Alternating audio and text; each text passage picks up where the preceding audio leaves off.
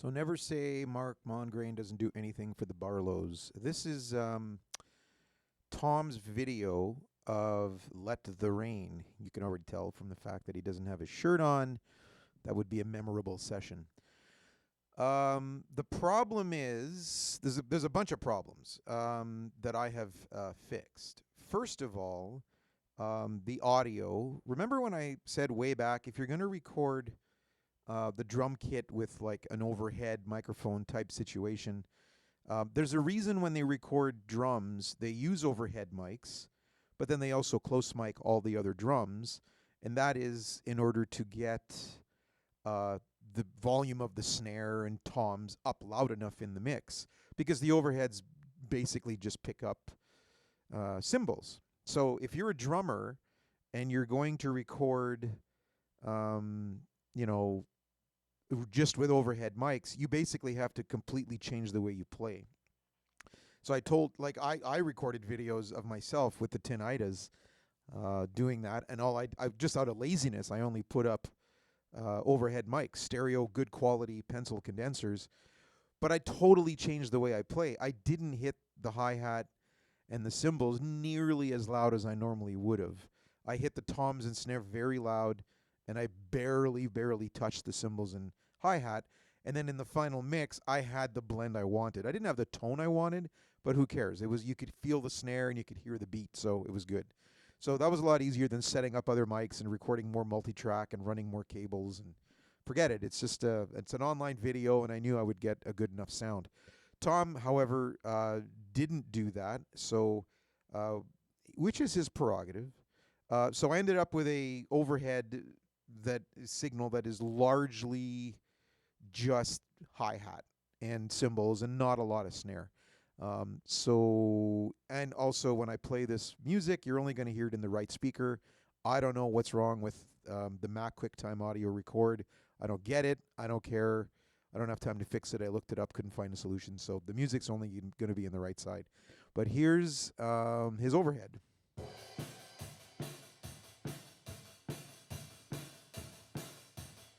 So there's a lot of hi-hat, not a lot of snare. What I've done on the EQ on this channel, you see that jumping up and down there, that is this guy.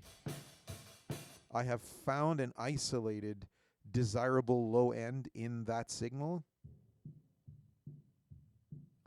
which is that. You can barely hear it. And I've set a threshold for it like I would to compress it, but instead of compressing it, I've cranked the dynamic range. So what happens is that that set of frequencies gets louder. So the only reason it sounds this good is because I've done that, and even that's not good enough. So that gets passable, depending how bad the other tracks sound from the rest of the band. Unfortunately, the other tracks sound really good. So I really do need more snare. So the first thing I've done is I've gone and created a MIDI snare track, and I've actually found a sample snare that is sort of deep, kind of like the one that Tom used in the track. And I looped it, but I've put in snares all the way through the track. So this green strip is extra snare. So let's listen to that snare. So it's not terribly loud. It's not hit very hard, but it kind of complements what's already going on. So let's mute the kick drum, so for now, and listen to the overheads plus the snare. So it's not a lot, but it's better than it was before, and I can turn it up if I want. Kind of like the way it is now. I've also got this kick, which was, thankfully, you guys provided me with a kick isolated track, which I have used to trigger a kick drum sound. Here's the trigger unit.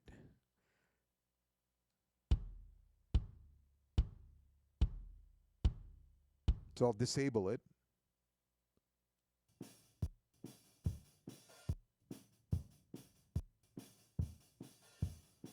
So that's this actual sound that's coming out of your kick, and now being filtered through these thresholds, it's now coming out like this.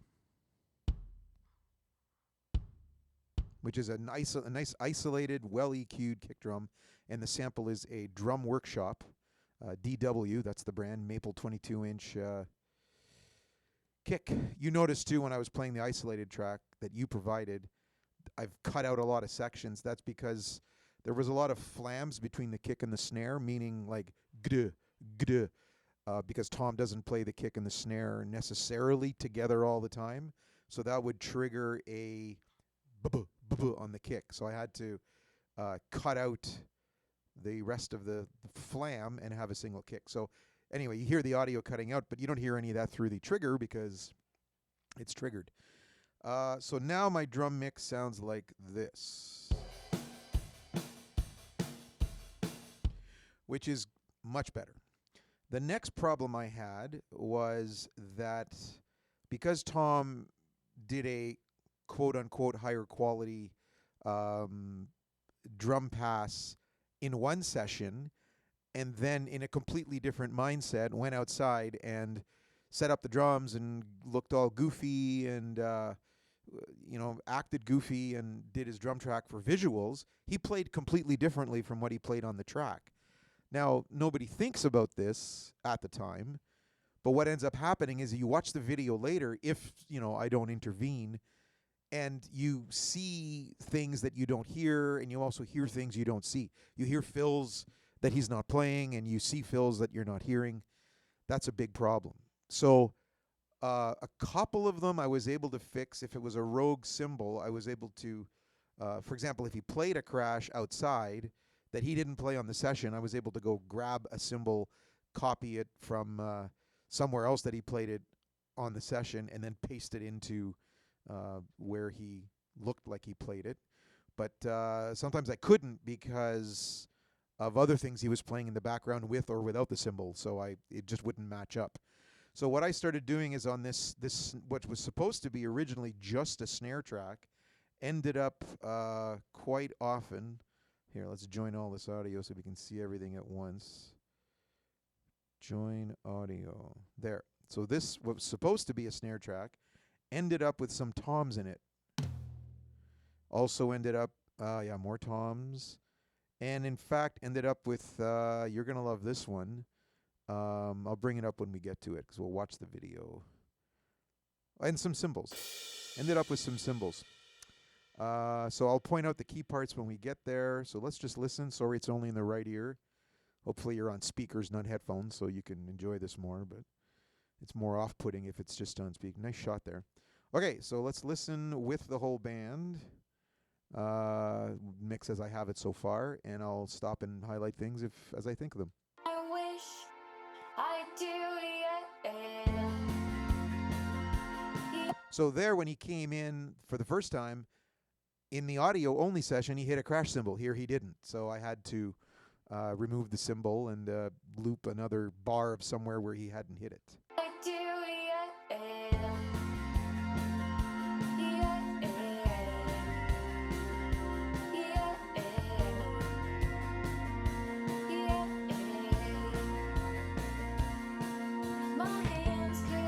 Okay, so that fill, on the session, he played a longer fill, and he hit a crash cymbal at the end of it. Here, he didn't. He did a much shorter fill, and instead of hitting a crash, he hit a tom. So I drew that in and basically hand constructed a new fill, got rid of the old one, so you would hear what you see. My hands could open, you see it, take all these secrets in me. I knew and hold them to be something I'd set free.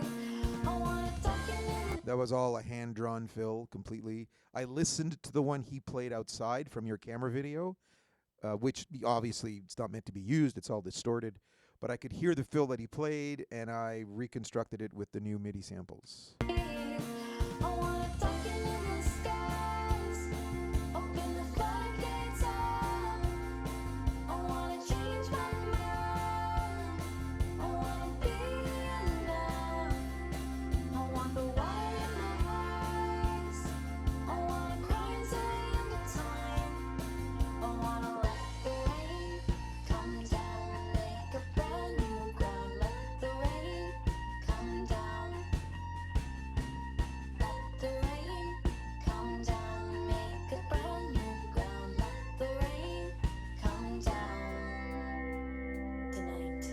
Okay, so that's my favorite right there, because you can see you can see Tom's leg in the pause bouncing up and down on the hi-hat pedal.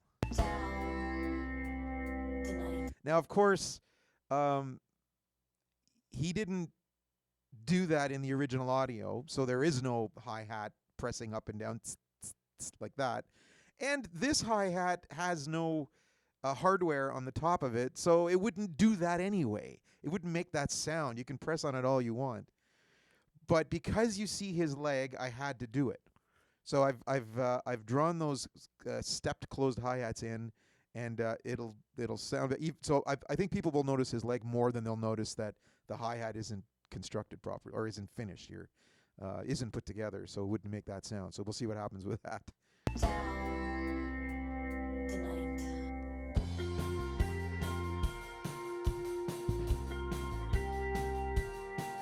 Hold on to worry so tight. It's safe in here right next to my heart.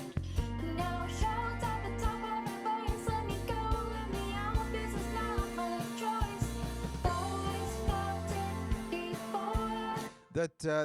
That hi-hat opening up and loosening, getting louder, that's from his original track. So I just kept that and it worked. Again, even though that would never happen because this hi-hat isn't constructed. In this part of the verse, the drums get a little more obscured. I don't know why. Maybe the hats are getting louder. You don't hear the snare as well. So later in automation, I'll boost the snare up and I'll keep the drum sound consistent, which are actually kind of quiet right now. I'll probably boost the kick and the snare, but that's where we're at right now. My choice, always felt it before. The world has felt it much more. The drowning soul, I've learned to feel just little rain to remind me. Oh, I'm talking in the sky. Like that fill was obscured and you couldn't hear it, so I'll boost that later. Right now, I'm just worried about construction and matching the video. Little rain to remind me. Oh, I'm talking in the skies. Open the floodgates up. I wanna change my mind. I wanna be in love. I want the water in my eyes. Now that's another one of my favorites. Tom did a really weird fill. It wasn't really a fill. It was like an extra hi-hat and then a crash, but he hit the crash on the end of one. It was like 1, 2, 3, 4, like that. So again, luckily I'm drawing in the MIDI track anyway, so I just constructed what he played. It sounds cool, but he didn't play that on the original, and it would have been really. It would have looked like, oh, the video is off and you missed the cymbal. So here goes. Be in love. I want the water in my eyes. I wanna cry until the end of time. I wanna let the rain come down, make a brand new ground. Let the rain come down. Let the rain come down, make a brand new ground. Let the rain come down. Let the rain come down, make a brand new ground. Let the rain come down. Let the rain. Crash cymbal. Yeah, these levels are really quiet. Don't worry, that'll all get boosted. We're missing the acoustic guitar in the background mix there too, so that'll fill out the choruses once Emily's track comes in. Come down, make a brand new ground. Let the rain come down. Let the rain come down. So I drew a cymbal there. You probably couldn't. I heard it. It's in the mix, but it's not very loud. The problem is that I haven't mentioned this yet, but I did go through everything Tom played and lined it all up to beat so that it sounds good. But he drifted quite a bit in this particular part of the video. He was way ahead. So it looks like he's hitting that crash at the wrong time. I debated putting another offbeat crash, but the problem is he's hitting it with the snare at the same time visually, and it just wouldn't have looked. It would have sounded even weirder than it looked. So this one I'm going to have to leave. Hopefully no one will notice it too much, and it won't be too bad. But it's a reason to be more careful when you're recording your video to make sure you're not drifting too far from the beat, because somebody's going to quantize your performance later. Hopefully Drysdale will catch it and maybe nudge it over if he's able to do that. I don't know if he has familiarity with those kinds of tools or if they even exist. Pretty sure they do, but anyway, we'll see. So right now it is what it is. And again, that cymbal's really quiet, but whatever, it'll be louder later.